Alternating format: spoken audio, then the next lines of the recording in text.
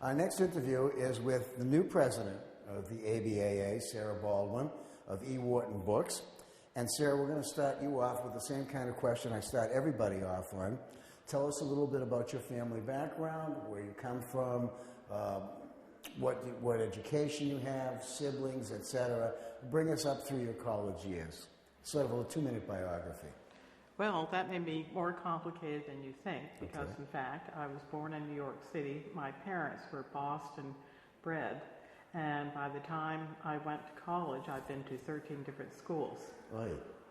So from New York, I went to Watertown, Ohio, and from there to Duxbury, Massachusetts, to Winchester, Massachusetts, to Greenwich, Connecticut, to Minneapolis, Minnesota, to Reading, Massachusetts, to Arlington, Massachusetts, and all the schools along the way. What did your parents do? Well, my father was an attorney, and my mother and father separated and divorced when I was 5. My dear mother, who was an extremely bright and vivacious woman who had gone to Radcliffe, in fact, married 5 times. And when she died and we had a service for her, my sister, in describing my mother, included in her written remarks that my mother was married 5 times, and all to Harvard men. Wow. And all right. As vivid as that made my mother appear, I did suggest that perhaps that might not be entirely appropriate for this particular service. But in any case, I was fortunate to come into a family that was educated. My grandmother went to Elmira when it was still very unusual for women to go to Elmira. She was an English teacher. She was an antiques dealer. My grandfather on my mother's side was an electrical engineer, and my father's father was an accountant and had gone to Tufts. So I had a history of college education, and I can only say that that put me in the position of course you're going to school, which is not a luxury that's afforded everyone, and that isn't a question of affluence, but simply of background. I went to Mount Holyoke College, which I enjoyed tremendously, did some graduate work at the Boston University, and some occasional other sorts of schooling here and there. When you graduated college, finally, what did you do after? Did you go into some other career first? I started out by going to the Radcliffe Secretarial School, which I'm happy to say no longer exists. But that was an era when, for instance, women were not welcome into a number of professions. Yeah. I was, in fact, an economics minor, and I very much was interested in business and thought about something like, Merrill Lynch or whatever. Their junior executive training program did not admit women. And so the ordinary course was to, pick up some skills and become invaluable in that respect. And people who were in that secretarial school were from all the best schools. And I then went on to Houghton Mifflin, where I was a secretary, and everyone up and down the aisle were, Smith, Connecticut College, Wellesley, Bryn Mawr, all the good schools.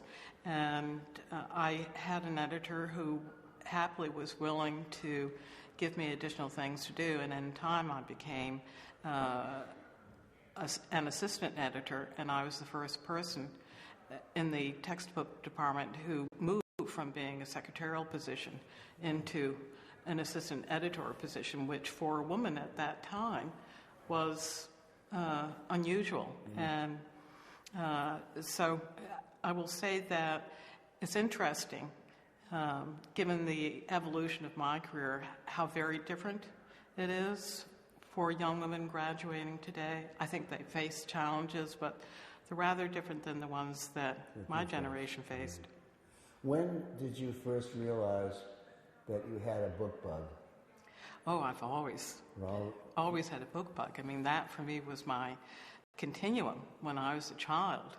moving from place to place. Oh, yeah. Reading was what made me whole is perhaps not quite the right word, but that was my home.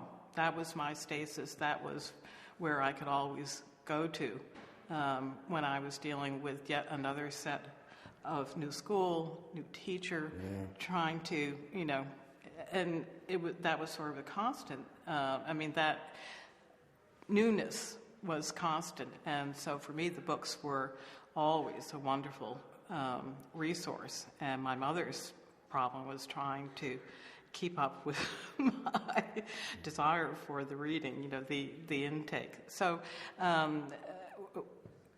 for me it was a natural stream. I went through college first as an economics major and then became an English major. And as one of my professors said to me, "What saved you?" The fact I couldn't do math was part of it, but probably.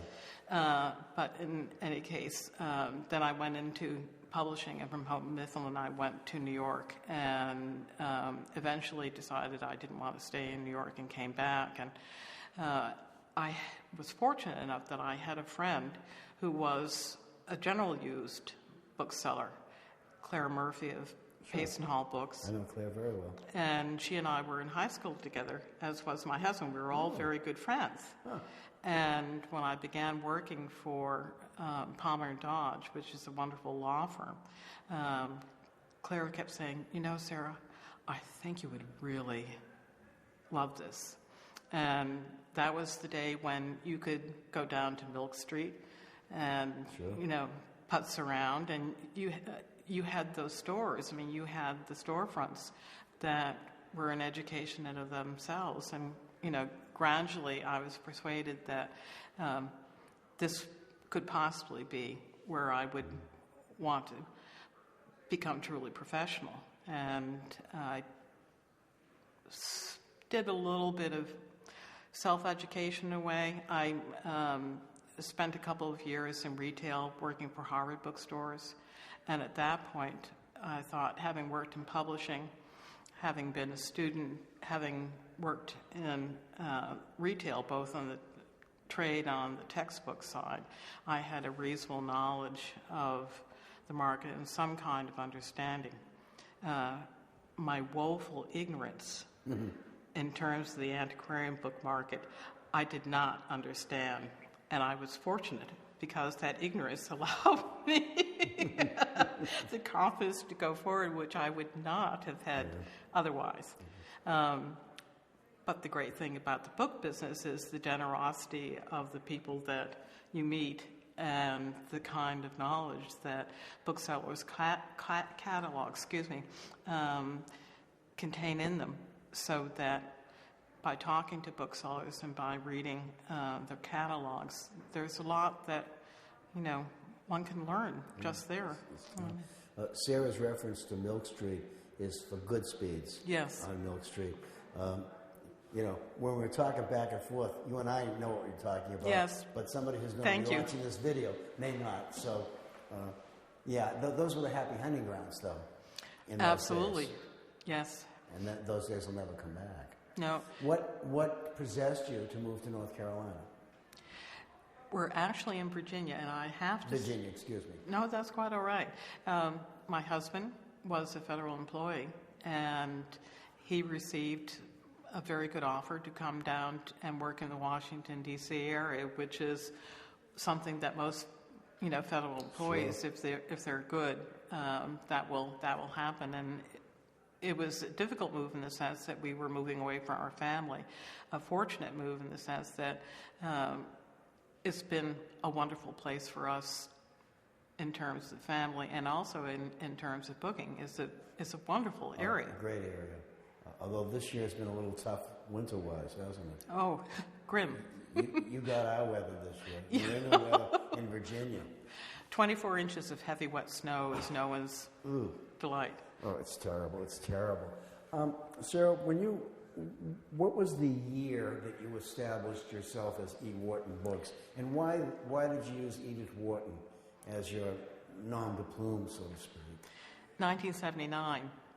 The year I tend to think of as the class of the Young Turks of Boston, because Priscilla Javelis and Waiting for Godot, Gary Olson, Helen Kelly, and Fran Ness, who was then Boston Book Company, somehow we all sort of spontaneously generated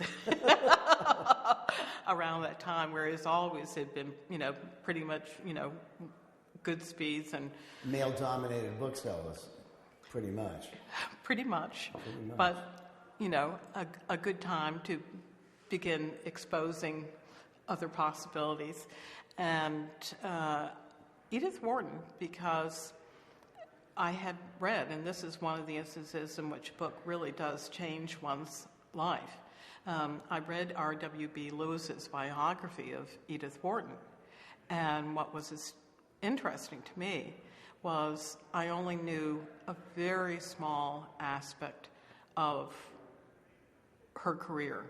I only knew 2 or 3 books, did not understand fully the curve of her career or the multiplicity of it. I didn't know that she had written a groundbreaking interior decoration book, decoration of houses. I didn't know that she had written travel books. She wrote one of the, first travel books for automobiles, Motor Flight Through France. She wrote that wonderful Italian villas and their gardens. I didn't know anything about her war work in France, which was really extraordinary, and for which she received the Legion of Honor. And it struck me at the time that she was really emblematic of any number of extraordinary, talented women writers who were simply invisible in terms of the academic landscape. And mind you, when I went through school, the only woman writer that I formally studied while I was there was Emily Dickinson. Well, that's most people do, don't they? And that was the academic canon at the time. That would not happen today. No. But that certainly represented the kind of myopia that was prevalent. I mean, literally, there were any number of women writers that just weren't on the horizon. And so Edith Wharton, E. Wharton Co. was a little bit of a rift of Shakespeare and Company, who I admired as a bookseller. Yeah. And I will say that it's been both a good choice and a bad choice, because people will come up and say, "Oh, Mrs. Wharton." Yeah.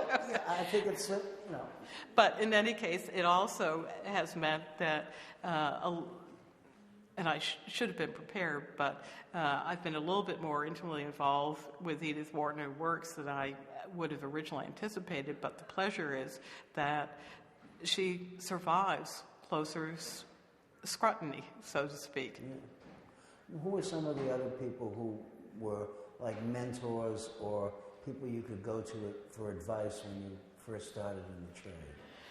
Well, I think Priscilla was always very generous and wonderful and important and a good resource, and any number of other people. I mean, I was just mentioning to someone that the first time I visited an ABA bookseller, it was Burt Babcock. Yes. Bert's a good guy. Yeah, he is. And he sat down and he said, you should send catalogs to, and he wrote out a short list of 5 schools. Amongst them was Cornell, which, as you recall, was buying heavily at the time. And that was a very, very generous thing to do. And I didn't understand at the time really quite how generous it is to share a client. But I think that very much speaks to the kind of collegiality of the trade. Absolutely, without a question. Now that you are the president of the ABAA, and you're going to be giving up a portion of your life that you don't even know about yet, what is your mantra? What do you're coming into office, and you must have some idea of what you'd like to see happen during your administration. Have you formulated that as yet? spent a fair amount of thinking at Stuart's eloquent prompting. My first instinct is for assessment of looking at what we're doing now and how might we do better. Never overlook the obvious, I think, is a simple thing, and I think too often we do. It concerns me, for instance, that the ABA directory looks nothing like a program for an ABA book fair in California. And my sense is that someone should be able to pick up one and pick up the other as the same way that you would a Coke bottle and know instantly what you have. And there are other sorts of things, such as membership, which people are concerned about. And I think membership, I feel, is a larger question of our relating ourselves more formally and effectively with regional bookseller organizations such as Myriad, which certainly nurtured me as a bookseller. Yeah. And, I know you're a member of it. Yes, have been since it began. Yeah. And I think we need to find more ways that they better understand us, that they have better access to resources that would make sense for us to share. One of the things that I've suggested, for instance, to our security committee is to work with regional bookseller organizations to extend the security alert system so that if there is books that are stolen at a Myriad book fair, that it not only goes over their network and our network and vice versa. That isn't, you aren't just relying on sort of an informal connection, and by that and other means of making them feel that they're already connected to us and have greater access to us. How do you respond to the criticism that our organization is a bunch of graybeards and gray hairs, and that my estimate, more than 50% of our organization is over 60? Well, where are we heading, Sarah, with this kind of a membership? I happily, as membership chair, I've had a chance over the last 4 years to see applicants coming through, and my own experience is that it's twofold. There are a number of people who come to the ABA as a second profession. Right. And it's difficult for me to assess because I'm not sure how different that has been from the past. My sense is that probably, given the there are fewer and fewer brick and mortar stores, that it may be more the case that people come as a second profession because there are fewer opportunities to have it as a career all the way through. And so there may be a set of booksellers that have shorter careers than has been necessarily true of the past. That doesn't mean that they're going to be any less vital or interesting or able to contribute to the trade. The upside is that many of those older and second career people come better capitalized, and they're going to have a more stable business and a more mature business sense than a younger bookseller.